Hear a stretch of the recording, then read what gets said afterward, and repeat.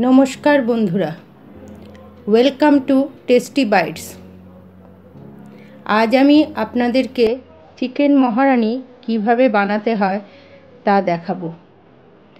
এটা বানানোর জন্য প্রথমে লাগবে চিকেন, টক দই, কাঁচা লঙ্কা বাটা, রসুন বাটা, আদা বাটা, লবণ, কাশ্মীরি লঙ্কার গুঁড়ো, চিলি ফ্লেক্স, চিনি, কসুরি মেথি, ভাজা মশলা, গোটা গরম মশলা, পেঁয়াজ বাটা আর আমন্ড ও কাজু বাদাম সামান্য দুধ দিয়ে বাটা। প্রথমে আমরা শুরু করব চিকেন ম্যারিনেশন।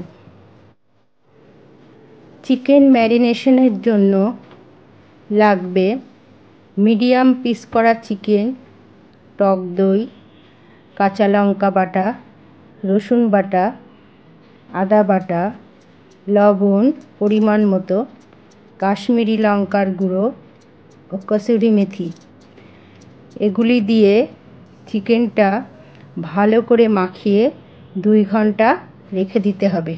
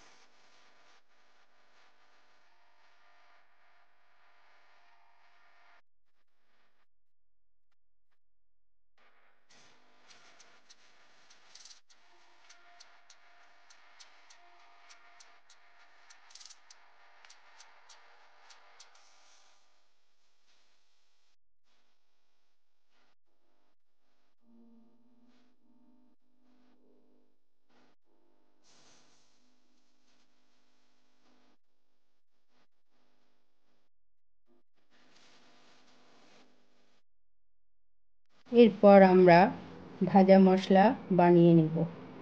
ভাজা মশলা বানানোর জন্য লাগবে গোটা মৌরি, গোটা জিরে ও গোটা ধনে। এবার একটা ফ্রাই প্যান কম আঁচে বসিয়ে গোটা মশলাগুলি দিয়ে ফ্রাই করে নিতে হবে।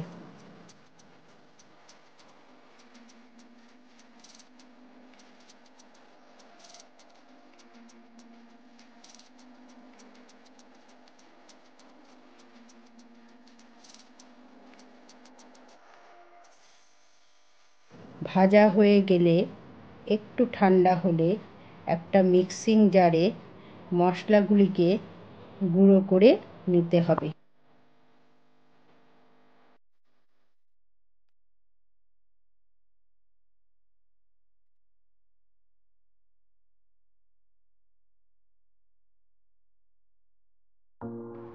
এরপর গ্যাস ওভেনে কড়াই বসিয়ে তাতে পরিমাণ মতো তেল দিতে হবে। তেলটা গরম হলে তাতে গোটা গরম মশলা ফোড়ন দিতে হবে। এরপর এটা কিছুক্ষণ নাড়াচাড়া করার পর পেঁয়াজ বাটা দিয়ে আবারও কিছুক্ষণ নাড়াচাড়া করতে হবে।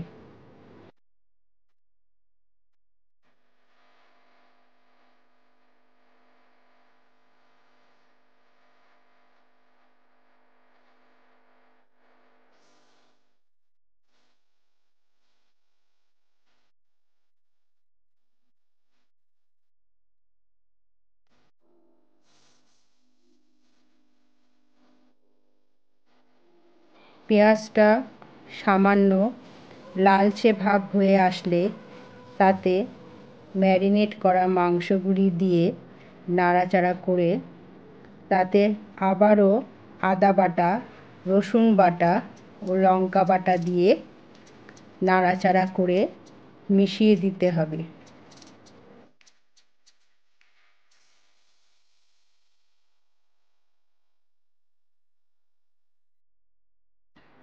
চিকেন থেকে জল ছাড়বার পর তৈরি করা ভাজা মশলা, স্বাদ মতো লবণ ও চিনি দিয়ে আরও 5 মিনিট ঢাকা দিয়ে কম আঁচে রান্না করতে হবে।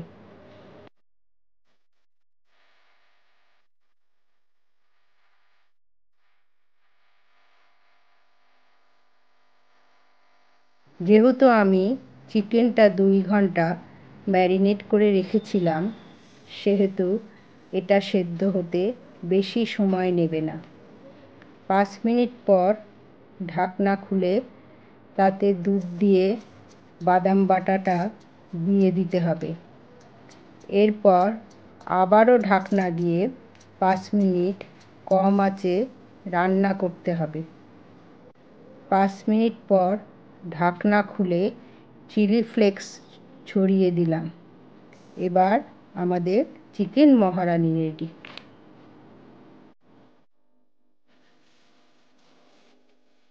এরপর একটা সার্ভিং ট্রেতে চিকেনের প্রিপারেশনটা নামিয়ে তাতে কাসুরি মেথি ছড়িয়ে সার্ভ করুন।